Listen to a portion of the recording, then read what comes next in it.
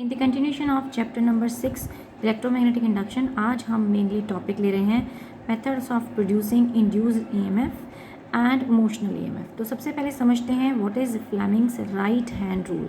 इस रूल को हम इस चैप्टर में बहुत बार यूज़ करने वाले हैं, तो समझ लें कि रूल कहाँ यूज़ होगा। अगर आप अपने राइट हैंड के थंब, फोर फिंगर और मिडल फिंगर को कुछ इस तरह से स्ट्रेच करें कि वो तीनों एक दूसरे के साथ 90 डिग्री एंगल बनाएं, तब आप मोशन रिप्रेजेंट कर सकते हैं by thumb. And forefinger से रिप्रेजेंट होती है मैग्नेटिक फील्ड और मिडल फिंगर रिप्रेजेंट करेगी डायरेक्शन ऑफ इंड्यूस्ड करंट।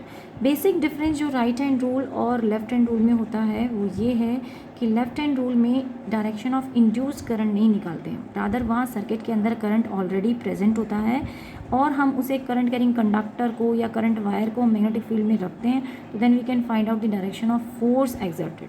तो वो फोर्स की डायरेक्शन फाइंड करने के लिए मेनली यूज़ होता है, जबकि यहाँ हम डायरेक्शन ऑफ इंड्यूस्ड करंट बताते हैं by using right hand rule. तो इसी को मैंने राइट हैंड रूल को ही यहाँ पर मैंने रिप्रेजेंट किया है इन 3 कंपोनेंट्स। एम रिप्रेजेंट कर रहा है मोशन, बी रिप्रेजेंट कर रही है मैग्नेटिक फील्ड और आई रिप्रेजेंट कर रही है करंट। और इसे मैंने एक प्रॉप की फॉर्म में भी बना लिया है, बिकॉज कई बार हैंड्स से रिप्रेजेंट करना इतने क्लोज फोकस में काफ़ी मुश्किल हो जाता है। तो I just made a prop, और ये बी रिप्रेजेंट कर रहा है मैग्नेटिक फील्ड, आई रिप्रेजेंट कर रहा है करंट, और अगर इसे मैं according to this figure place करूं तो एम आपका यानी मोशन जो है वो परपेंडिकुलर होगा मैग्नेटिक फील्ड और करंट की। तो ये तीनों डायरेक्शन, ये आपकी फोर फिंगर हो गई, ये आपका थंब हो गया और ये आपकी direction of middle finger represent कर रहा है। तो ये मैंने एक सब्स्टिट्यूट बना लिया है कि जब भी मुझे ज़रूरत होगी डायरेक्शन रिप्रेजेंट करने की तो I will use this prop. ऐसे ही मैंने एक लेफ्ट हैंड रूल के लिए भी बनाया था, जिन्होंने प्रीवियस वीडियोज़ देखे हैं उन्हें पता होगा, और हो सकता है इस चैप्टर में भी हम उस लेफ्ट हैंड को भी यूज़ करें दोबारा। तो चलिए अब समझते हैं methods of producing induced EMF. सबसे पहला मेथड है बाय फैराडे लॉ। हमने फैराडे लॉ में देखा था कि जब भी रिलेटिव मोशन हो बार मैग्नेट और कॉइल के बीच में, या एक करंट कैरिंग कॉइल और दूसरी करंट कैरिंग कॉइल के बीच में, तो मैग्नेटिक फील्ड लाइंस क्या करती हैं, चेंज करती हैं, उनकी इंटेंसिटी चेंज हो जाती है। सो यही कह रहे हैं कि by changing the intensity of magnetic field lines, यानी उनकी स्ट्रेंथ चेंज करके हम क्या कर सकते हैं, इंड्यूस ईएमएफ जनरेट कर सकते हैं, और वो हम फैराडे लॉ में पढ़ चुके हैं। सेकेंड मेथड है by changing the orientation of the coil. तो अगर आप एक कॉइल लें, जैसे मैंने यहाँ फिगर में रिप्रेजेंट किया है कि एक क्लोज्ड कॉइल ले लिया है और उसको bar magnet, 2 separate bar magnet north और साउथ पोल ले लिए, एक्सटर्नल फील्ड बना दी और उसके बीच में मैंने उन्हें प्लेस कर दिया। But right now I am not going to give the motion to the coil, लेकिन मोशन किस तरीके से देना है, ओरिएंटेशन चेंज करके, यानी कि इसको हमने घुमाना है, इस एक्सटर्नल फील्ड के बीच में रोटेट करना है।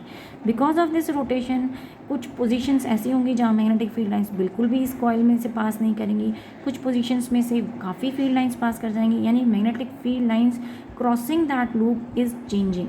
अब क्रॉसिंग द लूप चेंज हो रही है यानी मैग्नेटिक फ्लक्स चेंज हो रहा है, और मैग्नेटिक फ्लक्स अगर चेंज होगा तो एक इंड्यूस ईएमएफ भी जनरेट होगा। तो यानी कि दूसरा मेथड है by changing the orientation of the coil, by making the coil rotate in external magnetic field, और ये हम करते हैं एसी जनरेटर में। एसी जनरेटर का टॉपिक मैं आज नहीं ले रही हूँ, ये हम एसी चैप्टर में पढ़ेंगे डिटेल के अंदर। ये 3 से 5 नंबर का क्वेश्चन बनता है, फुल स्ट्रेंथ का, फुल लेंथ का क्वेश्चन बनता है। सो हम ये तब डिस्कस करेंगे जब उस चैप्टर की बात करेंगे। तो अभी हम थर्ड टाइप देखते हैं, थर्ड तरीका देखते हैं कैसे हम इंड्यूस ईएमएफ जनरेट कर सकते हैं, by changing area of the conducting circuit. यानी कि जिस सर्किट को आप यूज़ कर रहे हैं उस सर्किट का अगर आप एरिया चेंज कर दें इनसाइड द मैग्नेटिक फील्ड, सो उससे भी एक फ्लक्स चेंज हो जाता है, मैग्नेटिक फ्लक्स चेंज होता है, और मैग्नेटिक फ्लक्स चेंज होगा तो एक इंड्यूस ईएमएफ भी जनरेट होगा। तो हम समझते हैं कैसे। मैंने यहाँ पर एक मैग्नेटिक फील्ड लाइंस कंसीडर कर लिए हैं, they are cross and perpendicular pointing inward the paper. तो पेपर के अंदर की तरफ पॉइंट कर रही हैं, और ये एक लूप कंसीडर कर लिया है जिसकी एक साइड की लेंथ है L, और जो पोर्शन आपका मैग्नेटिक फील्ड के अंदर है उस डिस्टेंस को हम कह रहे हैं डेल्टा एक्स। ये वेलोसिटी v से ये लूप जो है बाहर की तरफ जा रहा है, यानी जैसे जैसे ये लूप बाहर निकलेगा number of magnetic field lines कम हो जाएंगी। इनफैक्ट ये जो डिस्टेंस है डेल्टा एक्स ये भी कम होता चला जाएगा। तो यहाँ बेसिकली हम कह सकते हैं कि डिफरेंस जो है डेल्टा एक्स वो क्या है, वो नेगेटिव है। तो अगर हम फ्लक्स निकालना चाहते हैं तो फ्लक्स का फॉर्मूला होता है B/A। मैक्सिमम फ्लक्स निकालेंगे, आप देख सकते हैं कि मैग्नेटिक फील्ड लाइंस क्या है, नॉर्मल हैं। तो जो एंगल बन रहा है एरिया वेक्टर के बीच में और मैग्नेटिक फील्ड के बीच में वो कितना है, वो 0 बन रहा है। तो because of that the magnetic flux can be given as B A. लेकिन ए क्या है यहाँ पे, एरिया कितना है, लेंथ इनटू दिस डिस्टेंस, और ये एरिया होगा बी एल डेल्टा एक्स। लेकिन डेल्टा एक्स क्योंकि डिक्रीज कर रहा है, we will put the negative symbol here. Again अगर हमें ईएमएफ फाइंड करना है तो ईएमएफ होता था delta phi by delta T, this is by Faraday law, और negative symbol because of the Lenz law. तो नेगेटिव सिंबल भी लगा दिया, डेल्टा फाई भी लिख दिया। अब डेल्टा फाई की जगह हम, अच्छा ये चेंज इन एक्स मैंने ऑलरेडी ले लिया है, तो we can symbolize this as delta phi, ये भी चेंज इन फ्लक्स होगा। तो इस पूरे डेल्टा फाई की जगह मैं ये पुट कर रही हूँ delta X by delta T. So मैंने यहाँ पर डेल्टा एक्स को प्लेस कर दिया है। So you may see this delta X by delta T. अब ये माइनस ऑलरेडी यहाँ भी था और यहाँ भी था, तो टोटल मिलके क्या हो गया, ये हो जाता है आपके पास प्लस। बट हमें पता है delta X by delta T को हम क्या रिप्रेजेंट कर सकते हैं, delta X by delta T को हम बोलते हैं वी, यानी कि हमारे पास एक्सप्रेशन आ गई B L V. So this is the induced EMF produced in the circuit. Circuit में जो इंड्यूस ईएमएफ डेवलप हो रहा था जब आपने एरिया चेंज किया, और मोर ओवर यहाँ क्या हो रहा है, एरिया डिक्रीज कर रहा है। सो क्विकली एक बार फिर से समझ लें कि हमने कॉइल को बाहर निकाला with velocity V, because of that length decrease हुई, यानी एक साइड की लेंथ डिक्रीज हुई, एक पर कोई इफेक्ट नहीं पड़ रहा, लेकिन इसकी वजह से जो एरिया था जिसके अक्रॉस मैग्नेटिक फील्ड जा रही थी वो एरिया कम हो रहा है, एंड एरिया कम होने की वजह से हम नेगेटिव सिंबल लगा सकते हैं। Because of this change in distance we can write this is change of flux, and EMF को by definition of Faraday law हम बोल सकते हैं E is equal to minus D phi by D T. D कह दो, but क्योंकि हम यहाँ पे डेल्टा से रिप्रेजेंट करें तो we can also say that delta phi by delta T. Delta phi की जगह आपने वैल्यू प्लेस कर दी है, and that will give you B L V. तो आपके पास ईएमएफ आ गया। And if you want to calculate the current in this loop, तो आप आई को भी रिप्रेजेंट कर सकते हो ई बाय आर। आर क्या है, इन केस आर आपके पास रेसिस्टेंस है फॉर दिस लूप के लिए, तो आपके पास आ जाएगा B L V by R. अब हमारा मेन काम होता है कि हम ये पता कर लें कि इसमें डायरेक्शन ऑफ करंट क्या होगी। हमने ये देख लिया कि करंट भी इंड्यूस हुआ है, ईएमएफ इंड्यूस हुआ तो करंट भी इंड्यूस हुआ, तो करंट है तो करंट की कोई ना कोई डायरेक्शन होनी चाहिए, लेकिन डायरेक्शन किस आर्म पर निकालेंगे।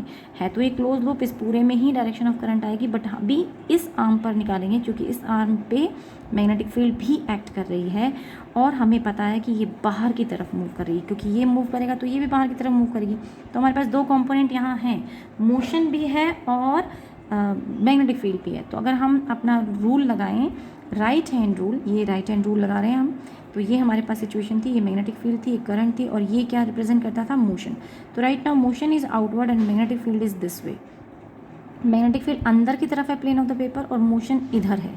तो मेरा ब्लू जो स्ट्रॉ है वो पॉइंट कर रहा है उस तरफ। So that means the direction of current is clockwise. तो इस वक्त डायरेक्शन ऑफ करंट क्या है, क्लॉकवाइज है। रिमेंबर, अगर आप एरिया डिक्रीज कर रहे हो, कौन सा एरिया, जिसके cross magnetic field lines pass कर रही हैं, अगर एरिया डिक्रीज हो रहा है तो ये डायरेक्शन हो जाएगी क्लॉकवाइज, और अगर एरिया जिसके across magnetic field lines pass कर रही हैं वो इंक्रीज कर रहा है तो डायरेक्शन ऑफ करंट हो जाएगी एंटी क्लॉकवाइज। तो अगेन ये ज़रूरी नहीं है कि मैग्नेटिक फील्ड लाइंस हम सिर्फ कैलकुलेट कर रहे हैं तब जब लेंथ घट रही है, तो लेंथ बढ़ भी सकती है। लेंथ बढ़ेगी तो यानी एरिया बढ़ेगा, एरिया बढ़ेगा तो डायरेक्शन ऑफ करंट भी चेंज हो जाएगा। तो आपका यहाँ पे माइनस सिंबल फिर सस्टेन करेगा। जो आखिरी में आप देखेंगे मैग्नेटिक फील्ड लाइन में ईएमएफ के अंदर माइनस BLV रहेगा, क्योंकि तब आपके पास डेल्टा एक्स पॉजिटिव आ जाएगा।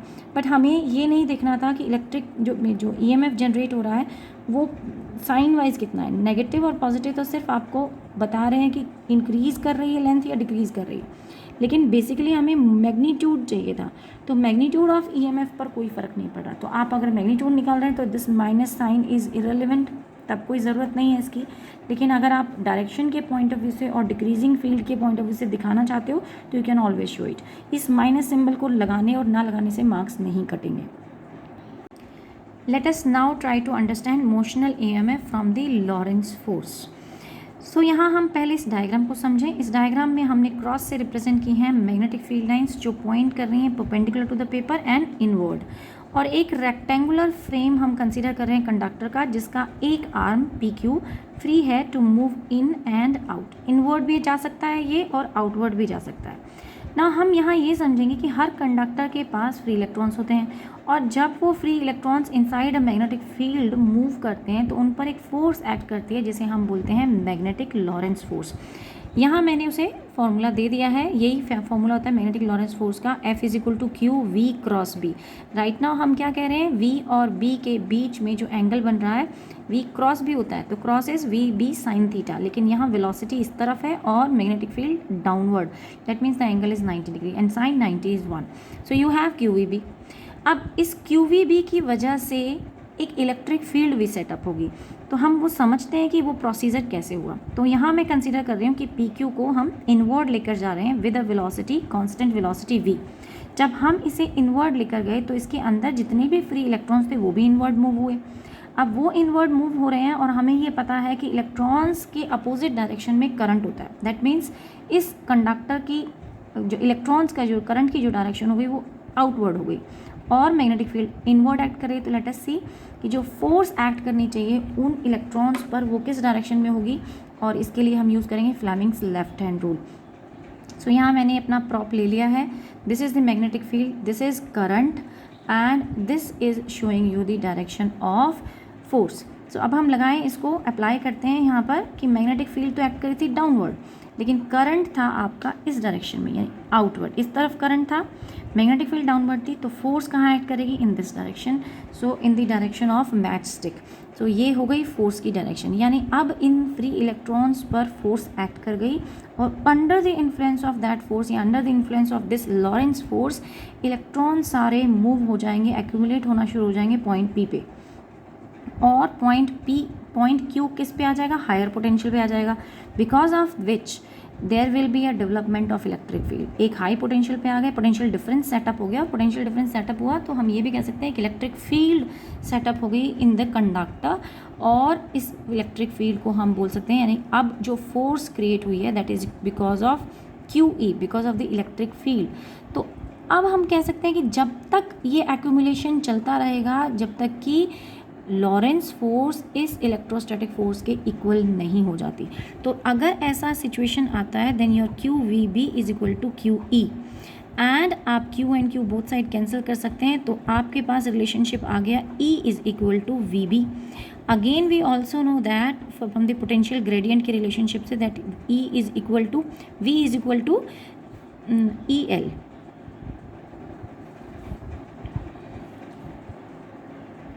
अच्छा, ये V जो है कैपिटल से रिप्रेजेंट करती हूँ क्योंकि ये वेलोसिटी नहीं है, दिस इज पोटेंशियल। हम पोटेंशियल ग्रेडियंट को रिप्रेजेंट करते हैं ना, E is equal to dV/dl, तो dV की जगह मैंने यहाँ पोटेंशियल पूरा कंप्लीट ले लिया, तो V is equal to EL relationship आ गया। यहाँ से आप E की वैल्यू निकाल सकते हो, E is equal to V/L, और वो हम यहाँ पुट करते हैं, तो यानी कि आपके पास रिलेशनशिप आ गया DLV। ये हमारा पोटेंशियल डिफरेंस आ गया, यानी कि across the conductor P and Q एक पोटेंशियल डिफरेंस क्रिएट हुआ, दैट इज दो टर्मिनल है तो एक टर्मिनल पोटेंशियल डिफरेंस सेटअप हो गया, और वो हम रिप्रेजेंट कर रहे हैं BLV से।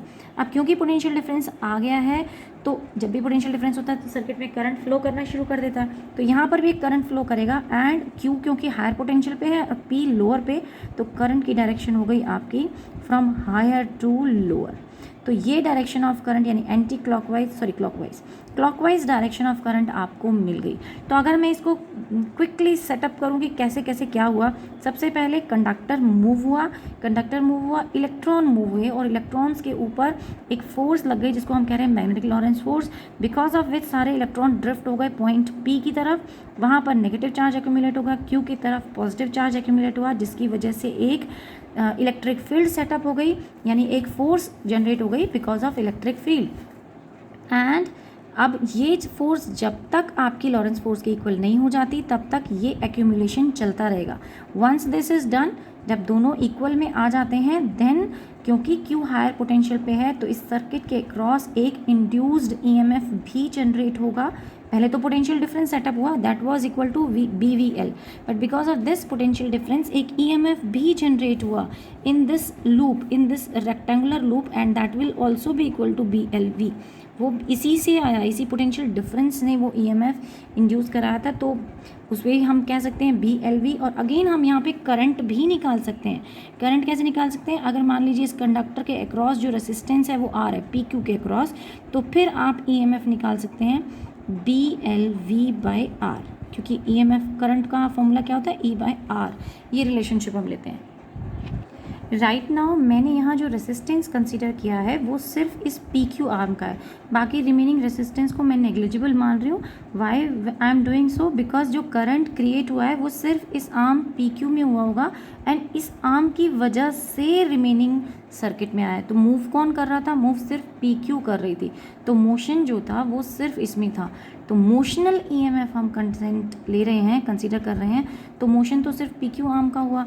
तो करंट जब आया because of the potential difference in this arm PQ, इस आर्म के अंदर जो पोटेंशियल डिफरेंस क्रिएट हुआ उसकी वजह से रिमेनिंग सर्किट को करंट मिला। यानी करंट इस आर्म में भी आएगा, घूम के क्लोज लूप है, कंप्लीट तो करेगा वो। तो मैं सिर्फ ये निकाल रही थी कि इस आर्म में कितना करंट क्रिएट हुआ because of the motion of this arm, तो ये इसलिए निकला है। लेकिन अगर आप पूरे कंडक्टर के लिए लेंगे तो देन जैसे न्यूमेरिकल्स में बहुत जगह होगा जहाँ हम पूरे कंडक्टर पूरे सर्किट के लिए लेते हैं, तो then you have to consider the entire resistance. तो राइट नाउ क्योंकि कॉन्सेप्ट को लिंक कर रही हूँ इसीलिए मैंने यहाँ सिर्फ एक्सटर्नल यानी इस आर्म को PQ आर्म को ही कंसिडर किया है। चलिए अब हम बात करते हैं। अब कंडक्टर के अंदर एक इंड्यूस EMF डेवलप हो गया, लेकिन हमारा लेंस लॉ कहता है कि जो इंड्यूस EMF डेवलप होगा वो अपनी ही कॉज को क्या करना चाहिए? उसे अपोज करना चाहिए। यानी कि ये कंडक्टर को हम कहाँ ला रहे थे? अंदर की तरफ। तो कोई ऐसी फोर्स होनी चाहिए जो इसके अंदर के आते हुए मोशन को अपोज करे, यानी कोई फोर्स होगी जो आउटवर्ड एक्ट कर रही होगी। तो अब फिर उस फोर्स को हम कैलकुलेट करते हैं। अगेन यहाँ ये भी समझ लें कि वो फोर्स एक्चुअली क्रिएट क्यों हुई, क्योंकि ये एक करंट कैरिंग कंडक्टर है। अब इस कंडक्टर के अंदर PQ के अंदर एक करंट इंड्यूस हो चुका है और ये करंट कैरिंग कंडक्टर एक परपेंडिकुलर मैग्नेटिक फील्ड में प्लेस्ड है। तो जब एक current carrying conductor magnetic field में प्लेस होता है तो उस पर एक फोर्स लगती है जिसको हम बोलते हैं bill sine theta, BIL, current carrying conductor. तो अब हम देखते हैं कि उस फोर्स की direction using Fleming's left hand rule क्या होनी चाहिए। यहाँ देखेंगे इसमें जो करंट इंड्यूस हुआ था वो कहाँ एक्ट कर रहा है? Towards this. तो यानी जो इसके अंदर कंडक्टर के इनसाइड करंट रहा होगा दैट इज़ दिस। I इस डायरेक्शन में है, मैग्नेटिक फील्ड डाउनवर्ड है, और अब फाइंड आउट करते हैं कि वो फोर्स कहाँ होनी चाहिए। तो again I have that same prop, magnetic field कहाँ एक्ट कर रही है? डाउनवर्ड, और करंट की डायरेक्शन होगी this side and force act कर रही है आउटवर्ड, और वही हमारी अकॉर्डिंग टू लेंस लॉ होनी चाहिए। यानी कि इस वेलोसिटी इस कंडक्टर के PQ के ऊपर एक आउटवर्ड फोर्स कंटिन्यूसली एक्ट करती रहेगी opposite to the direction of motion. Let us calculate that. So यहाँ मैंने फिर से डायग्राम भी बना दिया and now we are finding out the force required to pull a rod with constant velocity. किस रॉड की बात हो रही है? उस कंडक्टर जो फ्री था मूव करने के लिए इनसाइड एंड वो एक पार्ट था किसका? रेक्टेंगुलर फ्रेम का। तो PQ कंडक्टर को अगर हम कांस्टेंट वेलोसिटी V से अंदर की तरफ मूव करना चाहते हैं तो हमें कितनी फोर्स एक्सटर्नल लगानी होगी, या यहाँ पर हम वो कैलकुलेट कर रहे हैं। तो हमने अभी तक क्या निकाला कि जब कंडक्टर PQ के अंदर एक करंट इंड्यूस हुआ, वो करंट की डायरेक्शन हमारी निकली थी ये वाली, I was coming down, and because of this current and magnetic field जो कि एक दूसरे के परपेंडिकुलर हैं, और इसलिए हमने यहाँ पर बिल साइन थीटा में थीटा को ले लिया 90 डिग्री, एंड फोर्स जो एक्ट कर रही है वो आउटवर्ड एक्ट कर रही है। अब अगर ये फोर्स लगातार एक्ट करती रहेगी तो फाइनली ये कंडक्टर रुक जाएगा, लेकिन हम चाहते हैं इसको कांस्टेंट वेलोसिटी से मूव कराना, तो हमें बाहर से एक एक्सटर्नल फोर्स लगानी पड़ेगी सो दैट कि ये कांस्टेंट वेलोसिटी से मूव करे। वो फोर्स कितनी होगी? The force required to pull the rod with constant velocity. तो अंदर से खींचे अगर हम इसे कांस्टेंट वेलोसिटी से, तो जो एक्सटर्नल फोर्स हम लगाएंगे वो निकाल रहे हैं हम BIL साइन ऑफ थीटा से, और I हम निकाल चुके हैं which will be giving you BLV/R। ये हो गया I की वैल्यू, और B ऑलरेडी एक था हमारे पास तो ये हो गया B², L भी एक ऑलरेडी हमारे पास था तो हो गया L² एंड V/R। तो ये निकल आई हमारी फोर्स। अब यहीं से हम पावर भी निकाल सकते हैं कि जो पावर डिलीवर हुई है बाय एक्सटर्नल फोर्स, अब एक्सटर्नल फोर्स लगे तो एक्सटर्नल फोर्स ने कोई पावर भी लगाई होगी, पावर डिलीवर भी की होगी, तो that is F into V. अगर हम यहाँ पर ये प्लेस करते हैं then your formula for the power will be B square L square V square by R, यानी ये वेलोसिटी के साथ एक वेलोसिटी और मल्टीपल में आ गया, ये वी स्क्वायर बन गया। लेकिन जितनी पावर डिलीवर हुई है वही आपकी पावर डिसिपेटेड भी होती है, यही डिसिपेटेड पावर भी यही है बाय जूल्स हीटिंग इफेक्ट। इसको भी हम डिसिपेटेड पावर को भी हम क्या बोल रहे हैं, B square L square V square by R. अब इसे समझ लें हमने ये क्यों कहा कि जितनी पावर डिलीवर हुई एक्सटर्नल फोर्स से उतनी ही पावर डिसिपेट हो गई। तो अगर मैं सर्किट को कुछ ऐसे बनाऊं कि आपके पास करंट फ्लो कर रहा था और यहाँ कोई रेसिस्टेंस रहा होगा, क्योंकि इस पी क्यू आर्म में कुछ रेसिस्टेंस होगा, और यहाँ पर एक हमने बैटरी सोर्स भी लगा दिया जिसका क्यू की तरफ क्या है, पॉजिटिव पोलैरिटी। तो हमने क्यू की तरफ पॉजिटिव पोलैरिटी, ये क्यू का आर्म थी, ये पी था, और अब ये इसका इक्विवेलेंट सर्किट बन गया। और इस सर्किट के अंदर हमें डायरेक्शन ऑफ करंट हमें पता है, तो यहाँ P से लेकर Q के बीच में अक्रॉस दिस रेसिस्टेंस R कुछ पावर लॉस हो गया, और उसी पावर लॉस को हम यहाँ दिखा रहे हैं। तो आप समझिए इसमें एनर्जी कंजर्वेशन पूरी तरह से मतलब एक्सेप्टेबल है। और वो कैसे कि हमने एक एक्स्ट्रा फोर्स लगाई इस कंडक्टर के मोशन को कंटिन्यू रखने के लिए। कंडक्टर का मोशन कंटिन्यू था, उसकी वजह से एक इंड्यूस ईएमएफ क्रिएट हुआ, इंड्यूस करंट क्रिएट हुआ। इंड्यूस्ड करंट क्रिएट हो गया, यानी कि जो एक्सटर्नल फोर्स आप लगा रहे थे, आप एक मैकेनिकल वर्क परफॉर्म कर रहे थे, मैकेनिकल वर्क किस में कन्वर्ट हो गया, इलेक्ट्रिकल वर्क में कन्वर्ट हो गया। लेकिन यही इलेक्ट्रिकल वर्क या यही जो इलेक्ट्रिकल एनर्जी थी, जब ये कन्वर्ट होके वापस कंडक्टर में पहुंचेगी इधर पी क्यू में, तो यहाँ across this resistance, across the resistance of P Q, ये पूरी की पूरी एनर्जी डिसिपेट हो जाएगी, और इसी को हम पावर डिसिपेटेड बोल रहे हैं। यानी क्या हुआ, मैकेनिकल वर्क कन्वर्ट हुआ इलेक्ट्रिकल एनर्जी में, और इलेक्ट्रिकल एनर्जी कन्वर्ट हो गई वापस हीट एनर्जी में। डिसिपेशन कैसे होता है, हीट में कन्वर्ट हो गई, तो एनर्जी कंजर्वेशन पूरी तरह से वैलिड हो गया। तो ये जो हमने सीखा इसमें अभी तक कि पावर डिसिपेशन भी हो रहा है, एनर्जी कंजर्वेशन पूरी तरह से वैलिड है। सो अभी तक हमने जितना पढ़ा इसको बहुत ब्रीफली और छोटे छोटे और मोटे शब्दों में अगर हम समझें तो ये कि फैराडे ये कह रहा था कि जब भी रिलेटिव मोशन होगा तो मैग्नेटिक फ्लक्स चेंज होगा, मैग्नेटिक फ्लक्स चेंज होगा तो एक इंड्यूस ईएमएफ डेवलप होगा, और इंड्यूस ईएमएफ एक इंड्यूस करंट डेवलप कर देगा। यही कॉन्सेप्ट के डीप में अगर जाएं कि एक्चुअली उन मैग्नेटिक फील्ड लाइंस ने किया क्या, मैग्नेटिक फील्ड लाइंस ने क्रिएट किया मोशनल ईएमएफ, यानी उन मूविंग फील्ड लाइंस ने चार्ज पार्टिकल्स पर, जो कंडक्टर के अंदर चार्ज पार्टिकल्स पे थे, उनके ऊपर एक फोर्स लगा दी, मैग्नेटिक लॉरेंस फोर्स, या फिर जिसे हम कह सकते हैं ये मोशनल ईएमएफ सेटअप हुआ, और इस मोशनल ईएमएफ की वजह से एक इलेक्ट्रिक फील्ड सेटअप हो गई, और इलेक्ट्रिक फील्ड सेटअप होने की वजह से एक सर्किट के अंदर करंट डेवलप हो गया। तो ये हमने डीपर पार्ट समझ लिया। पहले हमने फैराडे ने तो सिर्फ सरफेस पार्ट समझाया था कि भाई वेरिएशन आएगा या मैग्नेटिक फ्लक्स लिंक चेंज होगा, या फिर कॉइल के बीच में मोशन रिलेटिव मोशन हो, या हम कॉइल को रोटेट करें, जैसे हम एसी जनरेटर में बात कर रहे थे। तो उन सभी केसेस में जो इलेक्ट्रॉन्स थे, फ्री इलेक्ट्रॉन्स कंडक्टर में, उनके ऊपर एक मैग्नेटिक फील्ड ने एक फोर्स लगाई थी, और फोर्स लगने की वजह से एक पोटेंशियल डिफरेंस सेटअप होगा, यानी इलेक्ट्रिक फील्ड सेटअप हुई। इलेक्ट्रिक फील्ड सेटअप हुई तो एक इंड्यूस ईएमएफ क्रिएट हो गया। मोरओवर वो इंड्यूस ईएमएफ भी इस नेचर का है कि वो अपने कॉज को अपोज कर रहा है, और उसकी वजह से हमें कंटिन्यूसली उसके ऊपर फोर्स लगानी पड़ रही है ताकि वो मोशन को मेंटेन रख सकें हम, और वो कंटिन्यूस जो फोर्स हम लगा रहे हैं उसकी वजह से हम मैकेनिकल वर्क कर रहे हैं। वो मैकेनिकल वर्क किस में कन्वर्ट हो रहा है, इलेक्ट्रिकल एनर्जी में कन्वर्ट हो रहा है, एंड फाइनली वो डिसिपेट भी हो रहा है, जिसकी वजह से लॉ ऑफ कंजर्वेशन पूरी तरह से वैलिड है।